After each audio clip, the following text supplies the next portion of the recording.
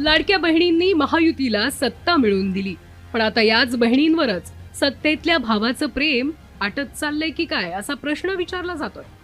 कारण सत्तेत आल्यानंतर लाडक्या बहिणींचा भार सरकारी तिजोरीला झेपेनासा झालाय.